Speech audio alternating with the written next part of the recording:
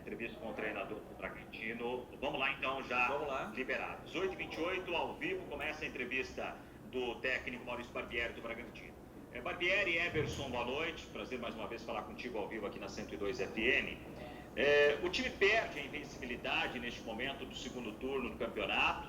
Tem uma sequência e a gente tem visto jogos muito diferentes, uma rodada para outra, mas teoricamente mais difícil. Eu queria te perguntar o seguinte: o quanto esse resultado é ruim nesse momento que o Bragantino vinha numa ascendência?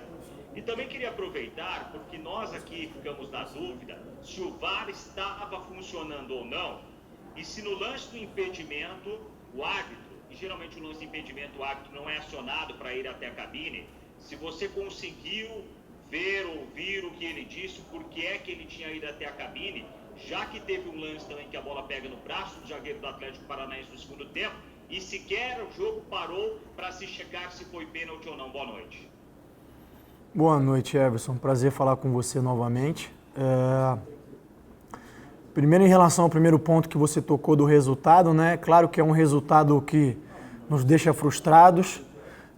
O sentimento é esse, acho que definindo de frustração, a gente entendia que tinha condições de buscar a vitória, que até se propôs e produziu para isso, tamanho, o volume que a gente gerou em cima da equipe do Atlético. Em relação ao funcionamento do VAR, até onde eu sei estaria funcionando, eu desconheço essa informação sua de que não estaria funcionando. Pelo que chegou para mim em relação à informação do lance do gol, eu discordo, porque o que foi dito foi que o jogador não teria participado do lance ou influenciado o lance, e que aí o Kaiser, apesar de estar impedido num primeiro momento, como o Ortiz toca na bola, habilitaria ele no segundo momento. Até cheguei a perguntar, mas então se o Ortiz fura, ele estaria impedido? E a resposta foi sim, estaria impedido. Então eu não entendi muito esse critério, para mim é confuso. A informação que me chegaram foi que houve uma alteração de recomendação da FIFA, e aí sobre isso eu não posso dar maiores detalhes, mas sem dúvida nenhuma foi um lance capital que influiu diretamente no resultado do jogo, né? Eu não sou a pessoa mais capacitada para estar argumentando se isso é de fato correto ou não, aí fica os especialistas de arbitragem aí. O fato é que houve lance capital. Sobre a mão do jogador do Atlético Paranaense, eu também tive essa impressão, como não foi verificado, eu entendi que não houve o toque. Agora você me trazendo essa informação, acho que acaba sendo mais um erro. Eu volto a dizer, os árbitros são seres humanos, eles estão sujeitos a erros, mas quando isso começa a ficar recorrente, é uma coisa que prejudica o campeonato, né? Prejudica o bom andamento do campeonato, o nivelamento e a idoneidade do campeonato. Mas a nós não cabe mais fazer nada sobre essa questão, é seguir em frente. Eu não quero com isso também desmerecer o adversário. Eu acho que a gente enfrentou um grande clube que ainda é detentor do título da Copa do Brasil, um treinador que dispensa palavras, comentários, elogios, que é o Paulo, que é extremamente competente, é um treinador campeão do mundo, extremamente vitorioso. Eu acho que eles montaram uma estratégia de esperar bastante a gente, de aproveitar o espaço nas costas, e acabou que num lance aí que contou um pouco com o erro nosso, mas também com um lance duvidoso de interpretação aí, acabou se definindo o resultado do jogo.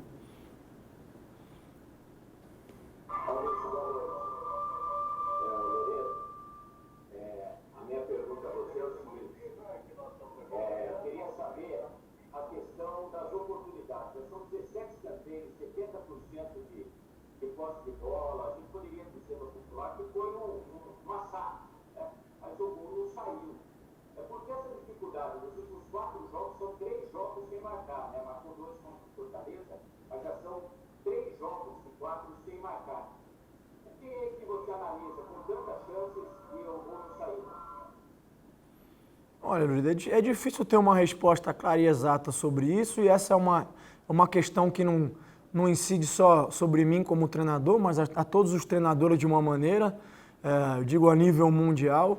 O treinador tem pouca influência ou pouca incidência sobre essa questão de efetividade, são vários fatores que contribuem sobre isso. Como eu disse, a gente continua trabalhando e desenvolvendo para melhorar as finalizações, para tentar ser cada vez mais efetivo. Mas não é só a questão técnica que influencia no momento, é o calor do jogo, o momento emocional, enfim, se acaba desviando um pouquinho antes ou um pouquinho mais, a pressão que o adversário exerce, são uma série de questões que acabam definindo, né? Se essa bola vai para dentro ou vai para fora. Eu falei sobre isso na última entrevista. O futebol é um esporte de score baixo, né? De placar baixo, então quer dizer, acho que um dos únicos esportes no mundo aí que você vê que tamanha superioridade em termos de rendimento acaba não se refletindo no resultado. Se você pega vôlei, basquete, handebol, essas coisas não acontecem, mas também não estou falando isso pelo viés de lamentação, a gente sabe que tem que lidar com isso e precisa encontrar alternativas. A gente procurou fazer isso durante o jogo, mudou o sistema, colocou mais homens de frente, procurou fazer um jogo mais direto quando o adversário praticamente estava defendendo todo dentro da área. Teve algumas oportunidades, mas aí nos faltou eficiência para colocar essa bola para dentro. É uma questão que a gente vem trabalhando, a princípio não me preocupa. Eu volto a dizer, a gente tem que separar bem o que é rendimento e o que é resultado. O resultado foi extremamente ruim, porque a gente esperava um outro resultado. Esperava a vitória, ainda mais tratando dentro de casa contra um adversário que a gente sabe que é uma briga direta para a posição que nós estamos na tabela. Agora, em relação ao rendimento, eu não tenho como reprovar meus jogadores, o domínio foi absoluto, o número de finalizações, o controle da bola, a gente não deu espaço ao adversário para jogar, eles finalizaram 4 vezes no segundo tempo, finalizaram uma boa chance, sim, é verdade, mas foi a única no segundo tempo inteiro. Então é isso, é seguir trabalhando, a gente tem até amanhã para sentir a dor dessa derrota, a partir de amanhã já é pensar exclusivamente na equipe do Palmeiras. Eu queria saber de você, se você pensou, pela maneira que o Atlético começou jogando, se era algo que você esperava que eles pudessem ter feito hoje, e se você pensou em colocar talvez o Tony Anderson no lugar do Ramírez para começar o jogo, para você ter um pouco mais de poder ofensivo já desde o início, e não só na parte final, que foi o que você acabou fazendo no final do jogo. Boa noite. Não tive essa ideia, eu acho que o Tony até poderia fazer essa função num caso mais emergencial, mas não é a principal característica dele. A gente, lógico que estudou o Atlético adotou uma postura até um pouco diferente da que ele adotou no último jogo. Contra o Atlético Mineiro, eles marcaram mais em cima, adiantaram mais as linhas. Hoje eles tiveram uma postura de esperar ainda mais, de marcar ainda mais baixo, tirar todo e qualquer espaço. Eu avalio que o Ramírez fez um bom primeiro tempo, a gente não conseguiu ser efetivo e depois eu fiz as trocas pensando em melhorar a equipe. Eu acho que a gente teve o domínio completo no segundo tempo, mas faltou efetividade para marcar os gols. Opa, boa noite, Arthur, aqui do Globoesporte.com. Queria que você falasse o que você espera dessa sequência que o Braga tem, né, agora. 2 times estão aí na parte de cima da tabela e que gostam de jogar também, né, com a posse de bola. O que muda, já que o Bragantino enfrentou alguns adversários, como no jogo de hoje, que não propõem tanto jogo e dificulta essa criação de chances mais claras? Difícil dizer, né? A gente sabe que a equipe do Palmeiras vem disputando outras competições, então preciso esperar para ver se eles vão fazer algumas mudanças de um jogo para outro em função das competições, mas em geral, quando se joga contra essas equipes, a tendência é que você acabe tendo um jogo onde existem mais espaços, mas onde é preciso ser letal também, porque eles quando atacam também têm mais qualidade e tendem a ter um aproveitamento maior. Então é a gente ajustar as questões defensivas, procurar oferecer o mínimo de oportunidades a esse tipo de adversário e procurar ser eficiente quando a gente tiver as nossas. Barbieri, boa noite, Angelito da TV Bandeirantes. Eu sei que você não gosta muito de comentar sobre a arbitragem, mas sim alguns lances, mas hoje eu vi que depois da parada técnica ali do segundo tempo, você acabou perdendo um pouco a cabeça, tanto que você acabou recebendo um cartão amarelo. Queria que você comentasse, né, a atuação do árbitro hoje. Você acha que ele resenhou demais, deixou a partida correr um pouco mais solta, segurou um pouco mais na hora que era para dar mais ritmo, principalmente no finalzinho da partida? Olha, o que eu posso dizer é que eu achei que houve uma confusão de critérios aí em relação a cartões, em relação à conduta disciplinar, em relação a lances que eu entendo que seriam para cartões. Inclusive, quando eu tomei o cartão, eu apenas disse que a mão do Raul não era intencional. Essa orientação já vem sendo aplicada há um bom tempo. A gente enfrentou várias equipes em que os adversários acabavam tendo um toque de mão e não houve cartão. Então, eu entendi que naquele momento eu só disse a ele que não tinha sido intencional. Talvez pela intensidade do que eu disse, ele me deu o cartão. Mas eu acho que houve uma falta de critério nesse sentido. Mais cuidado para recuperar. você pensa em algumas mudanças na sequência da competição e também como é que fica a confiança da equipe para esses próximos jogos, né? Porque são jogos contra adversários brigando aí para a parte de cima da tabela, contra Palmeiras, contra São Paulo, contra Atlético Mineiro. Mesmo o Bragantino não tendo vencido o Atlético Paranaense pelo volume de jogo que tem apresentado, evolução no segundo turno, entra mais confiante para bons resultados nesses jogos teoricamente mais difíceis? Boa noite, Tássio. Eu acho que sim, eu acho que a gente não pode avaliar o trabalho em função de um resultado, ainda mais da maneira como ocorreu, né? Se a gente tivesse sido, se o adversário tivesse sobressaído em relação a nós no jogo, ficaria um pouco mais preocupado, acho que não foi o caso. A gente sabe que é uma sequência difícil, que é uma sequência pesada, mas a gente já foi capaz de fazer bons jogos contra equipes na parte de cima da tabela, a gente entende que tem condições novamente. A ideia, como eu disse, é a partir de amanhã focar única e exclusivamente no Palmeiras e tentar buscar um bom resultado lá fora no Palestra. Em relação às mudanças, elas sempre fazem parte do processo, a gente sempre está avaliando, e aí entram vários critérios na hora de fazer as escolhas, condição física, momento, o que o adversário propõe, o que a gente vai traçar de estratégia para o jogo, tudo isso a gente vai analisar com calma e vai sempre procurar escolher a melhor equipe para iniciar o jogo, que a gente entende em relação a tudo isso que eu disse. Me permita, por favor, só sair um pouquinho da questão do jogo, porque foi uma semana muito difícil, né? Uma semana difícil que eu falo no sentido do torcedor do Bragantino, para nós de Bragança Paulista, com o falecimento do Marcelo Veiga. Você, naquele momento da internação, da UTI, pediu orações, e tenho certeza que falta de oração não foi, mas hoje essa homenagem do grupo de jogadores, com a camisa do Marcelo Veiga. Queria que você falasse um pouco, né? Como que você vê esse momento da questão do Covid, o Kleber Arado, que você conhece, atacante, ex-atacante, é internado no UTI, estado grave, também positivo, a gente tem orações, perdemos o René Weber, né?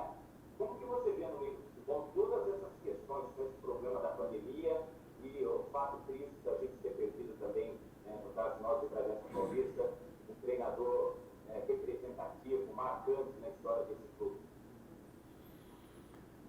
Eu vejo com muito pesar, com muita tristeza. Você citou nomes com os quais a gente se acostumou a acompanhar, né? Principalmente o Marcelo e o René, até como referências de grandes profissionais, enfim, sempre exercendo grandes trabalhos.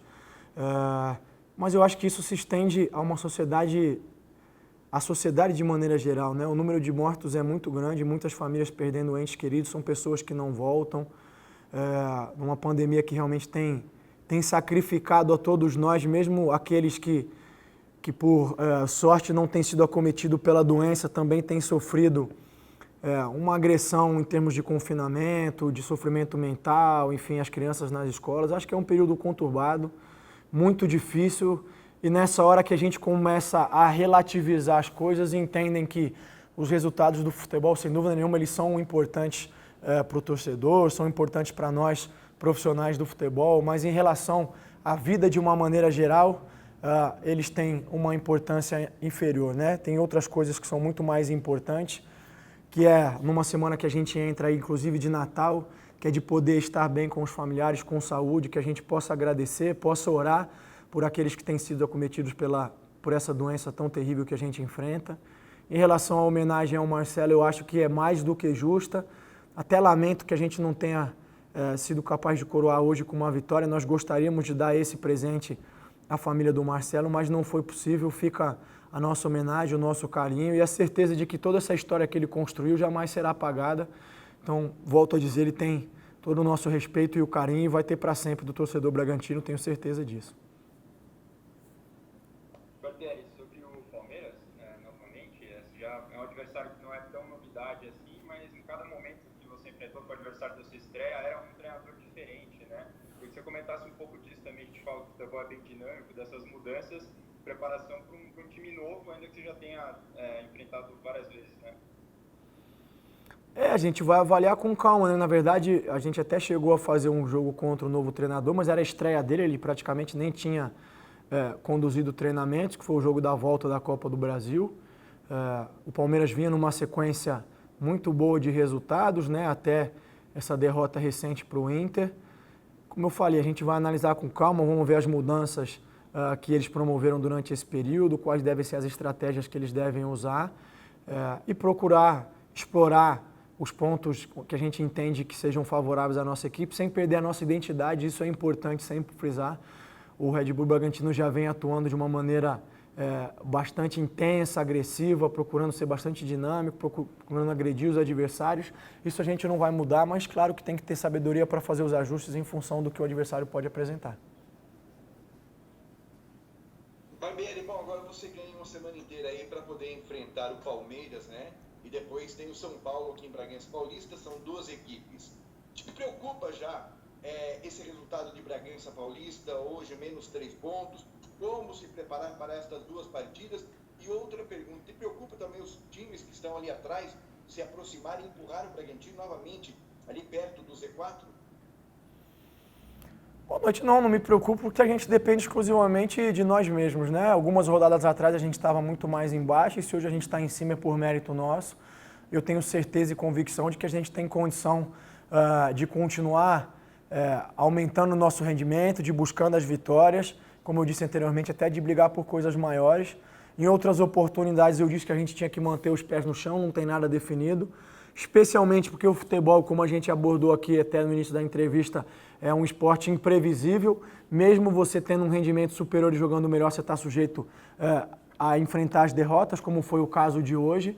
Mas a gente segue firme e segue confiante de que tem condição de fazer uma boa sequência, uma sequência melhor do que a gente fez no primeiro turno contra esses adversários que, sem dúvida nenhuma, são qualificados.